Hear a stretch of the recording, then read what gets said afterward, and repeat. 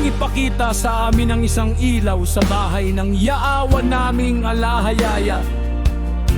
At upang bigyan kami ng pagkain sa panahon ng aming pagkaalipin. Oo, nang kami ay nasa pagkahalipin, hindi kami pinabayaan ng aming alahayaya-awa, kundi ginawa niya kaming kaaya-aya sa harap ng mga hari ng Persia. Ano pa't binigyan nila kami ng pagkain? Oo! At iginalang ang templo ng aming alahaya at itinayo ang mga sirang dako ng Sion. At upang binigyan nila kami ng isang matibay na pananahanan sa Judea at Jerusalem. At ngayon, O Yahwa alahaya, ano ang aming sasabihin sa pagkaroon ng mga bagay na ito?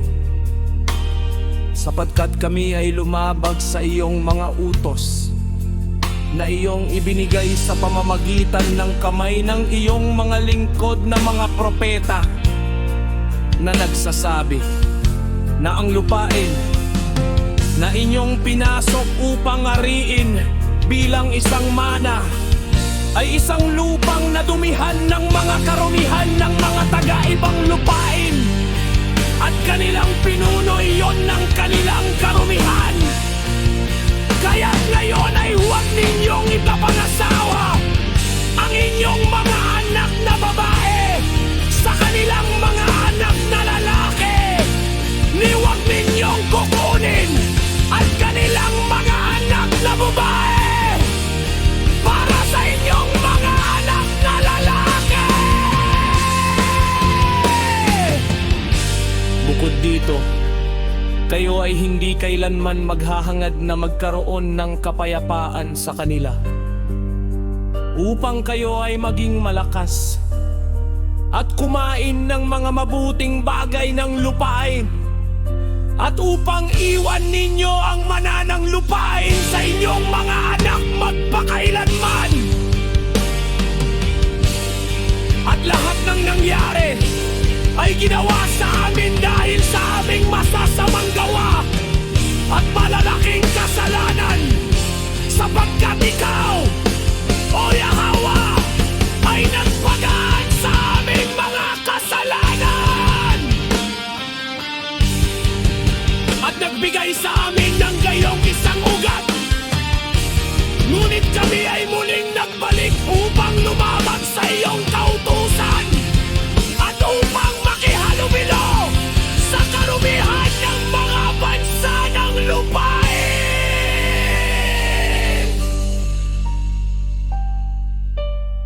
Hindi ka ba magagalit sa amin upang iwasak kami, hanggang sa wala kang naiwan sa amin kahit ugat binhi o pangalan? O Yahwa alahaya ng Israel, ikaw ay tapat, sapagkat kami ay may naiwang ugat sa araw na ito. Narito, ngayon kami ay nasa harap mo sa aming mga kasamaan, sapagkat hindi na kami makatayo pa dahil sa mga bagay na ito sa harap mo. At habang si Esdras sa kanyang panalangin ay nagpapahayag ng kanyang kasalanan, na umiiyak at nakahandusay sa lupa sa harap ng templo, ay nagtipon sa kanya mula sa Jerusalem ng isang napakalaking karamihan ng mga lalaki at mga babae at mga bata, sapagkat may malaking pagiyakan sa gitna ng karamihan. Anaing kagagay si Jeconias na anak ni Jelus, isa sa mga anak ng Israel, ay sumigaw at nagsabi, O Esdras, kami ay nagkasala laban sa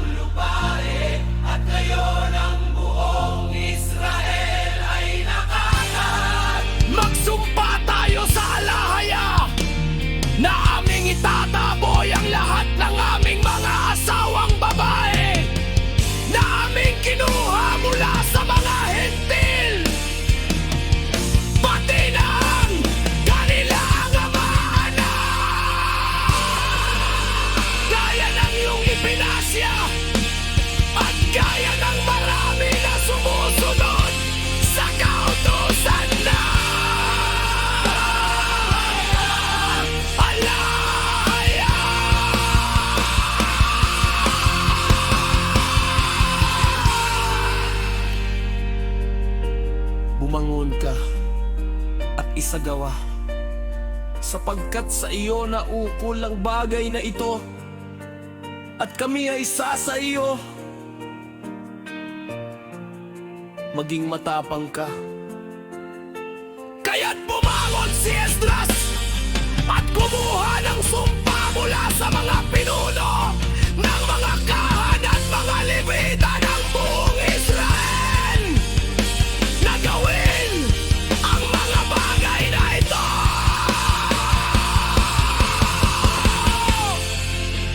At gayon sila sumunod.